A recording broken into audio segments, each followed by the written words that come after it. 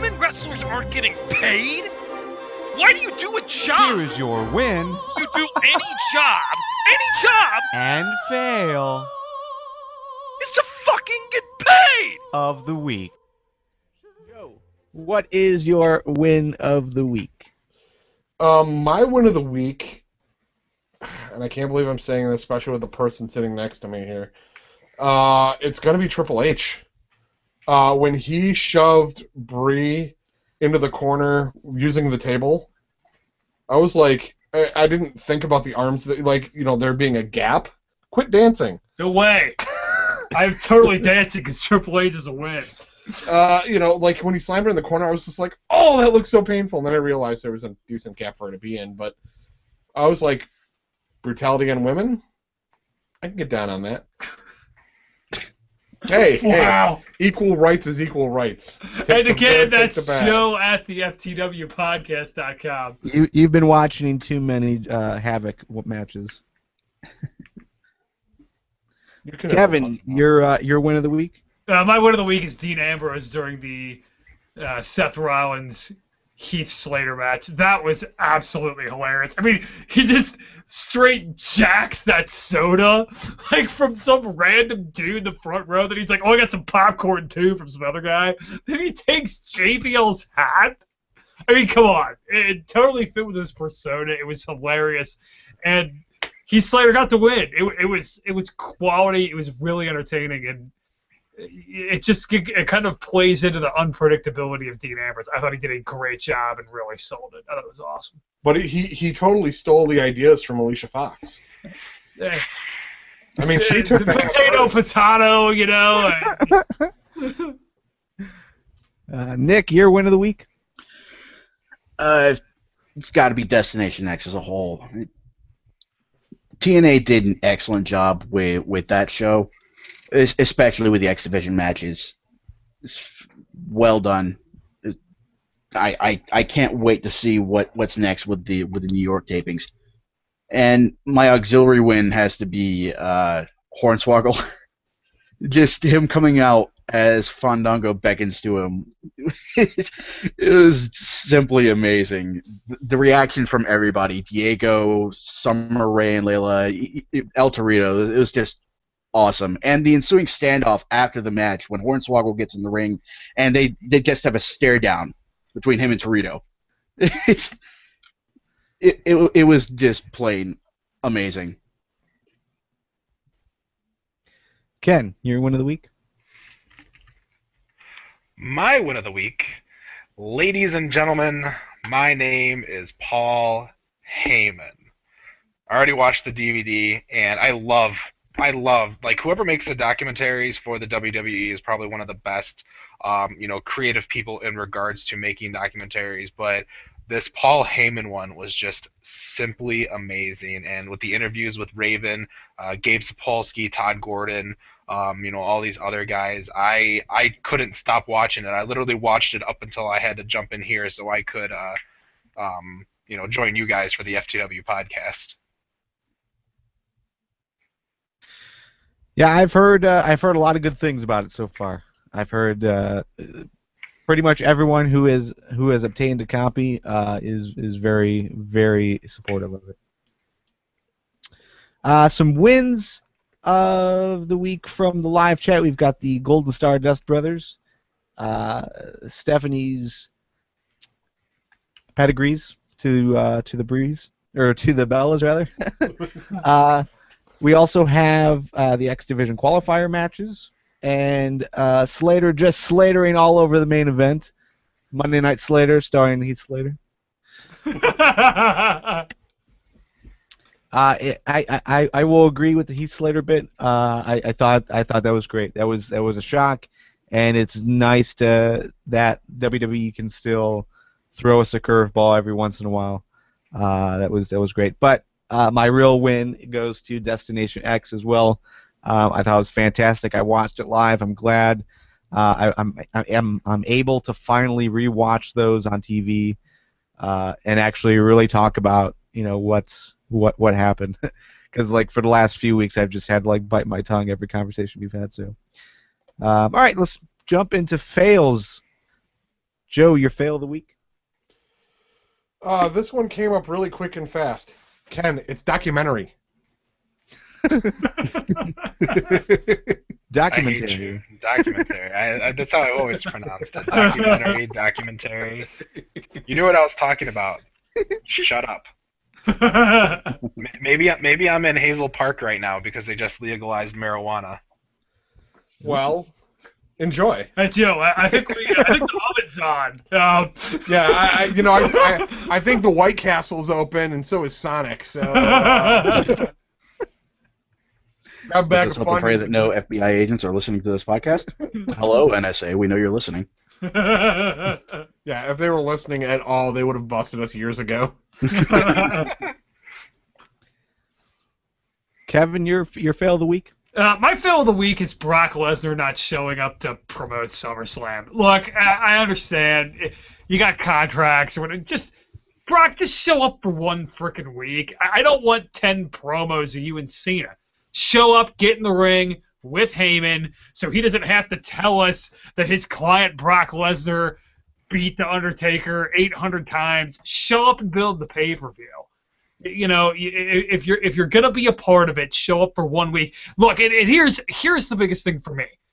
So many people had a problem with The Rock coming back for the WrestleMania and just showing up, but at least he was there. At least he was there promoting the pay-per-view. At least he showed up and did what he could to make it the best possible build that he could.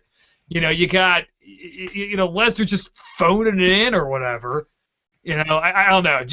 This doesn't sit right with me. If you're going to be a part of the pay-per-view, show up for 1 week. Yeah, and jumping off of Kevin's Brock Lesnar rant here, a fail goes out to WWE's promo people who cut together what everyone raved to be a great Brock Cena promo.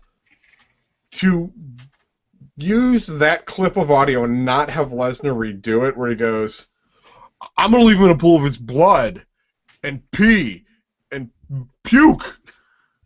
It was urine and vomit. Yeah, blood, urine, and vomit.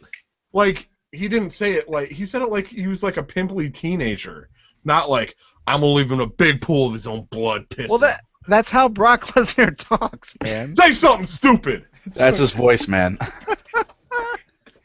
Hey, it could be worse. It could be swagger.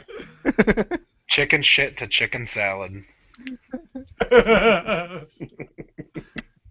Nick, your fail? My fail's on us because we totally glossed over the fact that the Bellas have been talking about Karma, and Karma's totally coming back, you guys. Oh my God! One can only hope. Yes, we can. But we can all dream. Yeah, but on a more serious note, I've been listening to various shows this week, inspired by other mentions, and I'm so glad you didn't say our back catalog. No, it's other shows. I will not talk shit about anything we have done because we don't do anything shitty. But Damn straight. yeah, it's just the hubris and the amount of pretentious douchebaggery that is so prevalent in the internet wrestling community today, and especially surrounding the whole TNA fallout. And we talked about this before, about how everybody jumped the gun because TMZ, quote-unquote, broke the story. And the way some people have just latched onto that, and despite the fact that it was refuted by all parties involved in negotiations literally hours later after the story broke, the fact that people still latch onto it and treat it like it's gospel, and not only treat it like it's gospel, but talk about how the words coming out of their mouth is gospel. I'm not dropping any names because I'm not going to go there, but it's the fact that the community at large is so chock full of these people that are just so full of themselves and talk about their expert opinions. If your involvement in any given industry is you watch and you yell about it on the internet, you don't have an expert opinion. Yes, we do, like Nick. the rest of us. Your asshole is just as regular as anybody's. That's been pretty regular. Because opinions are like assholes. Everybody has them. So don't act like just because you've been running a show for umpteen years, it's you suddenly become this voice on a mountaintop.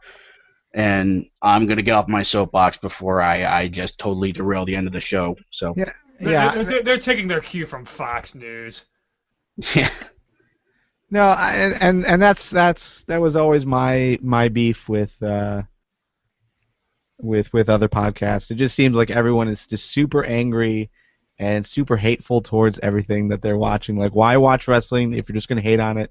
Why say I want to see competition in wrestling, but then want to see TNA die? And it's not even just anger or being hateful. It's the gloating "I told you so" celebratory tone to it. Like the fact that you've been saying TNA is going out of business for 10 years, and there's finally a little glimmer that something to that effect might actually be happening. Is I predicted this, you guys. I have been saying it all along. I told you so. If they were going out of business, I hope when they go to sell all their assets, they have Don West do it. Do his crazy deal.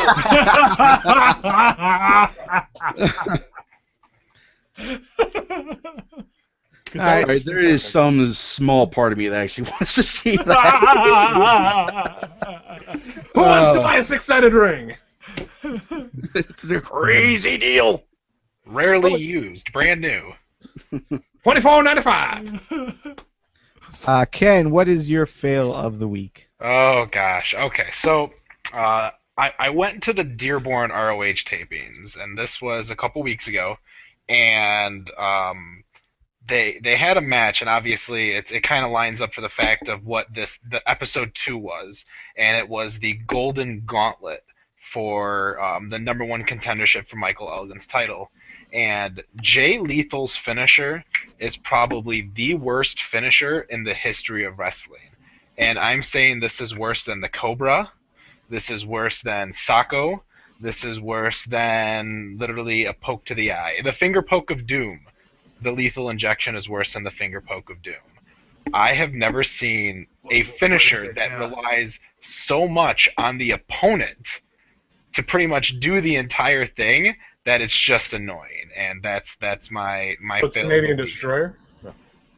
Oh, the Canadian Destroyer, but that at least looks good. The lethal injection looks like just I pooped something, and that's what it looked like. So Jay Lethal decided, well, I can do a flip here off the ropes, and then you can jump 6 feet in the air, and I'll jump 6 feet in the air, and then I'll slam you down. The unprettier. No, still lethal injection. Still. Like I thought about it. I thought about it for a second, but no, still lethal injection. So lethal injection I just YouTubed it. I mean, it's a bounce off the ropes, and then into a cutter. Exactly, but the whole point of the cutter is that the guy jumps high in the air just so Jay Lethal can hit the cutter, 3 or 4 feet in the air. One I just watched. Let me pull it back up again. I'll put it in the chat. Garvin can put it in the show notes.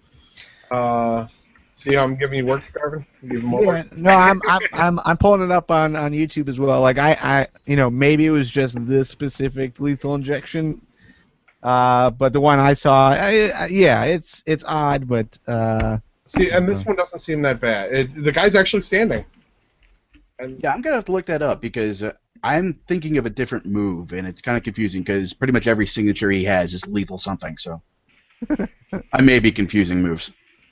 It's the lethal bookbinding! Oh my god! Bookbinding. All right, so fails from the live chat. We've got no title holders wrestling currently. So the U.S. champion also not on this week's Raw. Fail the Lesnar-Cena promo in that they used a clip of Cena saying he was on Raw every week the week that he was not on Raw. I did note that. I meant to call that one too. Oh. He was in a video package. That totally counts, right? He was in 2 video packages, the same one. So actually, Cena's doing double duties. So fuck you, Marks. Duty. God damn it! I was just about to say that. FTW Podcast. Podcast.